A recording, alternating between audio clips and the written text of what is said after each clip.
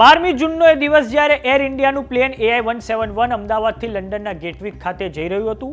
આ flight મેઘાણીનગરના અતુલ્યમ hostel ખાતે તૂટી પડતા ખૂબ મોટી સંખ્યામાં લોકો મોતને ભેટ્યા હતા. આ પ્લેન ક્રેશની દુર્ઘટનામાં એક એવો કિસ્સો હવે બહાર આવ્યો છે જેમાં એક જ વ્યક્તિના 2 વાર અંતિમ સંસ્કાર કરવામાં આવ્યા છે. અમને પણ જાણવા મળ્યું ત્યારે ખૂબ આશ્ચર્ય થયું હતું. તો આવો જાણીએ શું છે આખી ઘટના. નમસ્કાર, જમાવટ સાથે હું છું પાર્થ.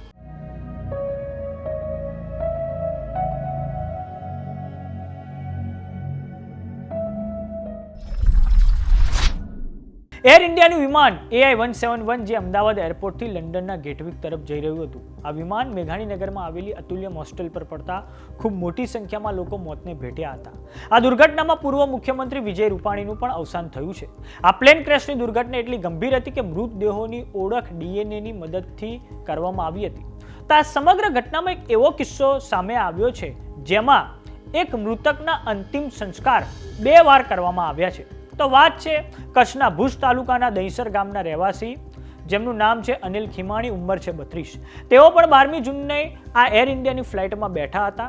અનિલ ખીમાણી લંડન ખાતે પોતાના સ્વજનોને મળવા જઈ રહ્યા હતા. જેવી જ આ દુર્ઘટના બની કે કચ્છના ભુજ તાલુકાના દહીસર ગામથી અમદાવાદ દોડી આવેલા પરિવારજનો પર આપ તૂટી પડ્યું હતું. દિવસો સુધી અનિલભાઈના અવશેષોની રાહ જોયા બાદ ખીમાણી પરિવારની ધીરજ ખૂટી ગઈ અને અંતિમ સંસ્કાર સહિતની વિધિ કરવાનો પરિવારે નિર્ણય લીધો હતો.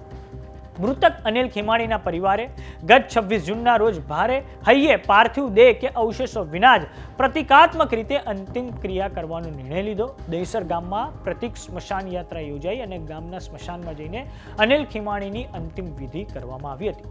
આ પછી અમદાવાદ સિવિલ હોસ્પિટલમાંથી 27 જૂનની સાંજે DNA મેચ થયા હોવાની જાણ થતાં તરત જ અનિલભાઈના અવશેષોને મેળવીને પરિવારજનો દ્વારા કચ્છ લઈ જવામાં આવ્યા હતા, જ્યાં 28 જૂનના રોજ વિધિવત રીતે સ્મશાન ગૃહમાં તેમના અંતિમ સંસ્કાર કરવામાં આવ્યા હતા.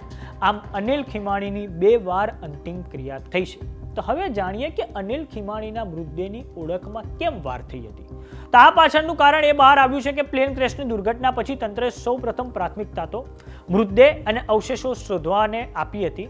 સાથે જ વિમાનનો કાટમાળ હટાવવા માટે ભારે વાહનોનો સ્થળે ઉપયોગ કરવામાં આવ્યો હતો. આ દરમિયાન કેટલાક સ્થળે અવશેષો માટીની નીચે દબાઈ ગયા હતા, જેના કારણે મૃતદેહ શોધવામાં વાર લાગી હતી.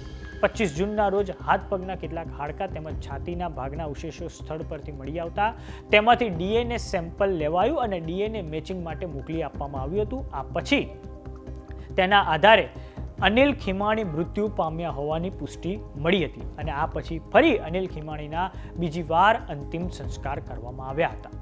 વાત કરીએ 12 જૂનના અમદાવાદમાં થયેલા પ્લેન ક્રેશની, તો જ્યારે એર ઇન્ડિયાનું વિમાન AI-171 મેઘાણીનગરમાં ક્રેશ થયું.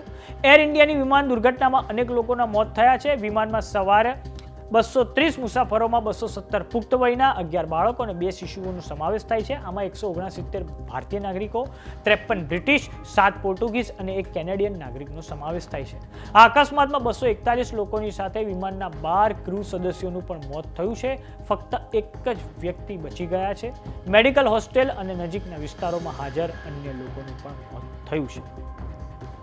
તો આ બાબતે તમારું શું માનવું છે અમને કોમેન્ટ બોક્સમાં લખીને જરૂર જણાવો. જો તમે અમને YouTube પર જોઈ રહ્યા તો સબસ્ક્રાઇબ કરો. જો તમે અમને Instagram અને Facebook પર જોઈ રહ્યા તો ફોલો કરો. નમસ્કાર.